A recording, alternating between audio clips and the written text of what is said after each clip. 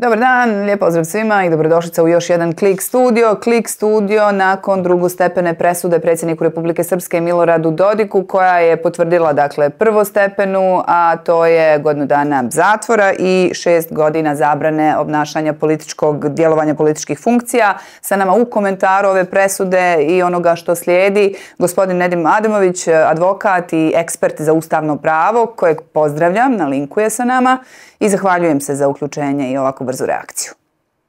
Hvala na pozivu, pozdrav vama prije svega i vašim slušalcima, gledateljima. Najprije, s obzirom na vašu struku, šta je još važno u ovom trenutku da znamo svi, a da se tiče drugostepene presude Miloradu Dodiku? Je li ona već, gospodine Ademoviću, sada pravosnažna? Smije li Milorad Dodik u ovom trenutku i dalje biti na funkciji?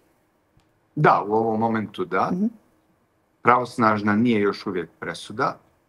Na preskonferenciji Milorad Dodik, odnosno njegov branilac, je rekao da je danas dobio telefonski poziv iz suda BiH, gdje je rečeno da je sud BiH danas otpremio drugostepenu presudu po krivičnom zakonu Bosne i Hercegovine, kao i svakom drugom, manje više. Pravosnažnost nastupa onog momenta kada Milorad Dodik, odnosno njegovi branilaci, prime taj pisani otpravak presude. To će se najvjerojatnije desiti, ako ne danas, sutra, sigurno u narednih par dana, i to je neupitno. Šta je, dakle, ovo što sam pitala na početku, još važno za razumjeti, evo eventualno i ponoviti? Važna je tema i tema je dana, pa vjerojatno i dana, a da se tiče Dodikove presude, odnosno presude Dodiku. Drugostepeni sud je potvrdio prvostepenu presudu. O njoj se dosta raspravljalo. Mislim da ne treba trošiti puno vremena na to, osim da možemo ponoviti da je Milorad Dodik prekršio jedno od vrlo bitnih krivičnih dijela iz krivičnog zakona, da je osuđen i poslije pravosnažnosti će zvanično imati taj status osuđenika na godinu dana zatvora. Također još jedna sankcija izrečena, a to je, kao što ste sami u svom uvodu rekli, zabrana obnašanja funkcije predsjednika Republike Srpske narednih 6 godina. Međutim, ono što i dalje je malo zbunjujuće i kod građana i kod vas kolega novinara koji sad pokušavate da komentaršete ovu situaciju, jeste da po sili zakona, pored zabrane obnašanja ove konkretne funkcije, Miloradu Dodiku nastupaju po pravosnažnosti i posljedice zabrane obnašanja bilo kakve zakonodavne, upravne, pravosudne ili bilo koje druge funkcije u bilo kojem tijelu, organu, uključujući javna preduzeća koja se u potpunosti ili djelomično finansiraju iz budžeta, javnih budžeta, što znači u stvari da po sili zakona, nakon pravosnažnosti ove presude, Milorad Dodik manje više faktički, laički rečeno, ne može da se bavi bilo kakvim političkim aktivnostima formalno i zvanično, i to je ono što je u ovom slučaju, po meni, po dubokom ubjeđenju, najgora kazna za njega, jer kazna zatvora se može otkupiti i to će se najvjerojatnije desiti. Tako da Milorad Dodik neće ići na odsluženje ove kazne zatvora od 1 godinu, ali neće moći po pravosnažnosti da 6 godina bude na bilo koji način politički aktivan, uključujući i njegovu aktivnost u političkoj stranci. Da, baš sam to htjela da vas pitam. Dakle, to znači da ne može više biti ni predsjednik SNSD-a, iako je on negdje na preskonferenciji najavio čak i evo da sve ovo drugo mora prestati, da će ostati predsjednik SNSD-a.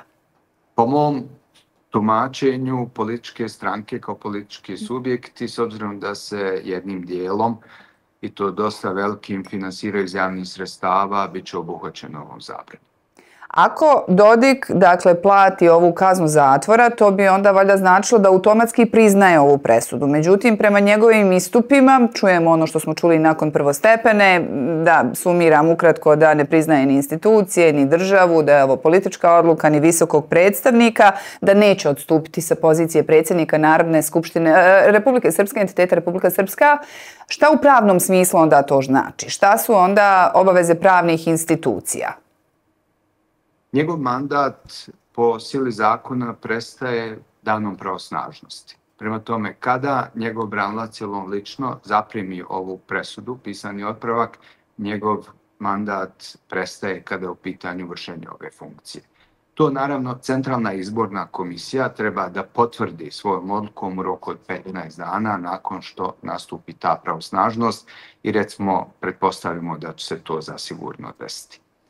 Po mom mišljenju, pogotovo tumačeći ono što je Milorad Dodik izjavio na pres konferenciji, a to izvlačim iz jedne njegove rečenice gdje kaže i poslije 6 godina, što je period ove zabrane, bit ćemo aktivni i složni i djelovat ćemo. Što znači da on najavljuje da 6 godina će se povući iz politike, ali će već sad najavljivati njegov povratak poslije 6 godina. Ali mislim da niti je CIK pod njegovom kontrolom, niti je sud BiH pod njegovom kontrolom. Mislim da će zabrana obnašanja funkcije biti sasvim korektno u skladu sa zakonima provedena i da će na kraju Milorad Dodik ipak to ispoštovati u cijelosti. A kao sam rekao, kazna će biti plaćena u rekordnom roku čim je dobije da bi se izbjegao zatvor. Ja mislim da što se tiče konačnog poštivanja institucija Bosne i Hercegovine, mislim prije svega na tužilaštvo Bosne i Hercegovine i na sud Bosne i Hercegovine, da je ono neupitno. Naravno, mi u njegovoj retorici i dalje možemo da čujemo, uključujući ovu zadnju preskonferenciju, da je to neustavna, da je to izmišljena institucija itd. Međutim, u konačnici ipak se on pominuje monopol sile koji raspolaže ove institucije i tako će biti i u buduće. No, razumijem da je to vaša interpretacija, naročito nakon preskonferencije, ali ono što je rečeno, što ne mora biti podudarno sa istinom, je da on dakle neće prihvatiti da ode sa pozicije predsjednika Republike Srpske, pa ću ja opet pitati šta su onda koraci u tom slučaju. Da li nam se može desiti sličan ili jednak scenarij od prije nekoliko mjeseci, dakle kada je osumnjičen za narušavanje ustavno-pravnog poretka?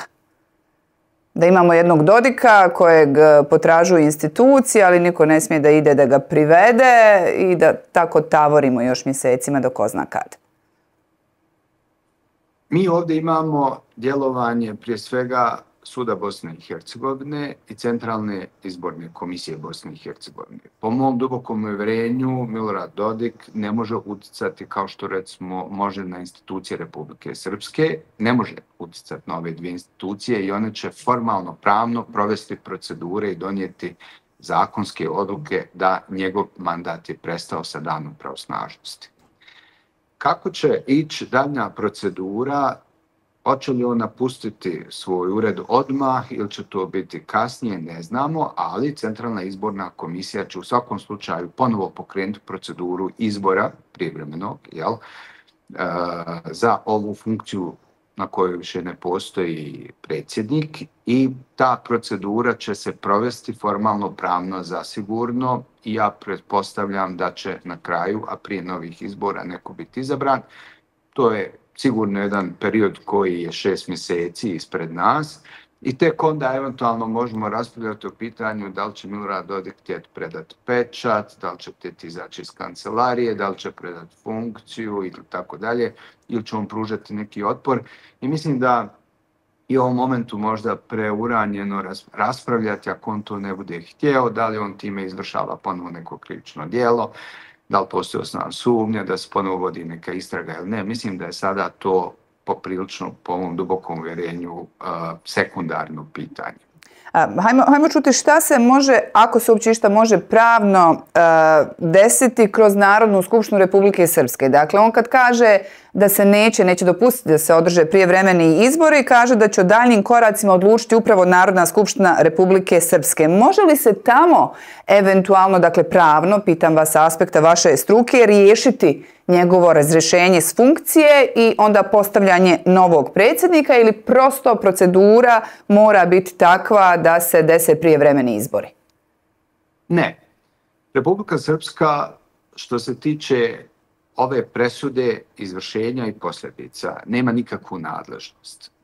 Prema tome, Narodna skupština Republike Srpske može biti zloupotrebljena od strane Milorada Dodika i SNSD-a, s obzirom da oni imaju većinu u Narodnoj skupštini, Znači da se to javno tijelo Republike Srpske instrumentalizira kako bi donosili neustavne daljnje akte, zakone, odluke, zaključke, memorandume, deklaracije i već šta sve oni do sada nisu zaključivali, desit će se apsolutno isti scenarij.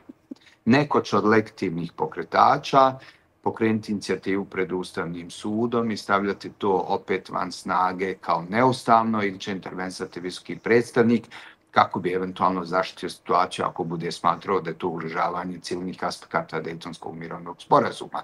Prema tome, apsolutno taj plan, iako na političkoj razini bi mogli ga očekivati, smatram da nije problematično, on će štetiti samom entitetu, naravno srpskom narodu koji se oni pozivaju i čije ime stalno ovo rade i svim građanima tog entiteta zato što će i dalje taj entitet tjerati u izolaciju, nazadak, u konfrontaciju i tako dalje. Dakle, moraju se desiti prijevremeni izbori i kroz taj mehanizam izabrati novi predsjednik ili predsjednica Republike Srpske. Šta nas je još podstaklo da vam postavim ovo pitanje i ta situacija nakon smrti Milana Jelića? Tada je Narodna skupština Republike Srpske donijela odluku o tome ko će biti predsjednik do izbora. Vjerujem da je onda to nešto drugačija situacija. Ovdje nećemo imati predsjednika Republike Srpske. Ja iskreno u ovom momentu ne znam tačno regulaciju, šta se dešava u ovom intermecu, da ne bi nastupio vakuum obnašanja funkcije, ali pretpostavljam da će morati odrediti ko će preuzeti funkciju obnašanja dok ne dođe do novog izbora i okončanja procedure. Advokat Milorada Dodika, Bubić, je rekao da će podnijeti apelaciju Ustavnom sudu Bosne i Hercegovine zbog presude i da će tražiti njeno privremeno ukidanje. Šta to sad znači, šta može značiti i da li je i taj korak potvrda da zapravo Dodik poštuje i presudu i sud i Ustavni sud? Da, naravno, bez obzira što u javnom prostoru imate uvijek tu taktiku djelovanja Milorada Dodika i njegovog pravnog tima good guy, bad guy, gdje Milorad Dodik apsolutno negira bilo kakav institucionalni okvir na državnom nivou i pokušava da pruža otpor državi kao takvoj i smatra da je Republika Srpska u cijelosti autonomna u svemu tome. Međutim, istovremeno daje se instrukcije pravnom timu jer jedino klijent određuje šta će da se radi ili ne radi, ne i način na koji će se raditi, da gospodin Bubić kao njegov branilac crpe pravne lijekove kako bi u konačnici došli do Evropskog suda za ljudska prava gdje oni smatraju možda da imaju trenutno veće šanse zbog eventualno svojih tvrdnji da je došlo do nefer suđenja u prvostepenom, drugostepenom postupku, nego što je to slučaj pred Ustavnim sudom BiH. Ali da bi došli do Evropskog suda moraju proći instancu Ustavnog suda BiH. U Ustavnom sudu Bosne i Hercegovine oni mogu formalno pravno zatražiti privremenu mjeru. Privremena mjera može se odnositi na bilo šta što oni misle da će otkloniti eventualno neku nenaknadivu štetu koja bi mogla nastupiti ukoliko bi Ustavni sud donio odluku u korist Milorada Dodika, a da se to naknadno ne može ispraviti. Ja preliminarno, čisto ovako u ovom momentu, smatram da je to jako teško, ne samo zato što statistika Ustavnog suda govori apsolutno u suprotnom smjeru, jako mali broj predmeta od 1996. godine do danas je u tom smislu uspjelo, pogotovo ne u krivičnim oblastima, u krivičnim predmetima gdje se takvi zahtjevi, ja mislim, do sada skoro nigdje nisu ispoštovali. Ovo je jedan politički, da tako kažem, konotiran predmet, ali u pravnom smislu klasični krivično-pravni predmet i mislim da će se donijeti odluka od strane Ustavnog suda o meritumu, a da privremena mjera nema šanse na uspjeh. Hajde da se podsjetimo i koliko košta godinu dana zatvora, iako naravno novci Miloradu Dodiku ne predstavljaju nikakav problem. Da, košta 100 maraka po danu, znači 36.500 će se platiti u jednokratnom iznosu i to je obaveza države da ispoštuje nikakva diskrecija i to će se zasigurno desiti. Evo negdje na kraju uz još jedno veliko hvala što ste se uključili. To je ono što sve ovo vrijeme polarizira društvo, je li država pobjedila ili nije. Možemo li nakon ove presude reći da je država iz ovoga izašla kao pobjednik, kao pobjednica, ili ćemo to tek vidjeti kroz implementaciju presude? Ovo je po meni možda najteža utakmica koju je država do sada imala, jer je imala vrlo, vrlo nezgodnog protivnika s druge strane sa velikom faktičkom moći. Ovo jeste u ovom momentu po meni pobjeda države.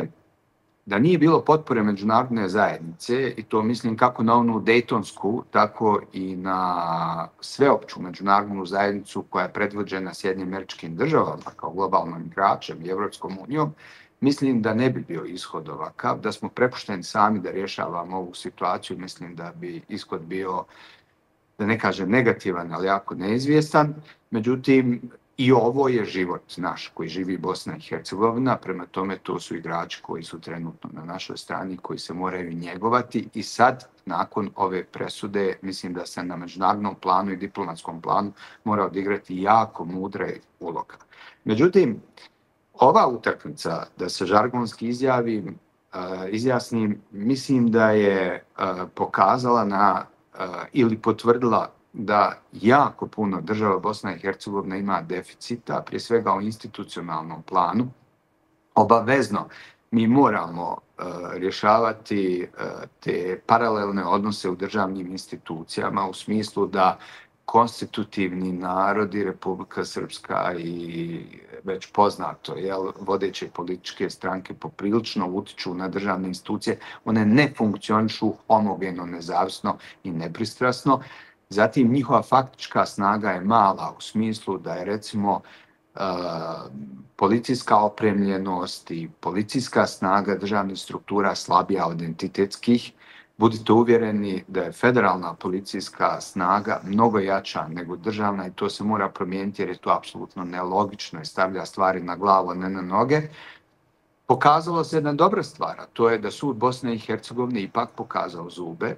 Sud je, bez obzira na ogroman pritisak, očigledan, su izdržali, prije svega nisu dozvolili da politički utjecaj prevladava, mada je on zasigurno bio enorman. I to je jedna jako dobra poruka, ali smo isto tako uvidjeli da tužilaštvo Bosne i Hercegovine mora mnoge deficite da prevaziđe. Tužilaštvo je također podijeljeno, mora da se kapacitira u personalnom smislu, mora biti mnogo homogenije nego što jeste, i mislim da je tužilaštvo slabija karika što se tiče političkog utjecaja nego sam sud BiH. To su možda neke osnovne poruke ili zaključci iz ovog predmeta. Da, presuda i kao jedna važna lekcija. Hvala vam puno i za komentar i za pojašnjenje. Hvala na pozivu. Nedim Adimović, advokat i ekspert za ustavno pravo u Klik studiju. Hvala i vama, i pratite i dalje i Kliks i Klik studiju.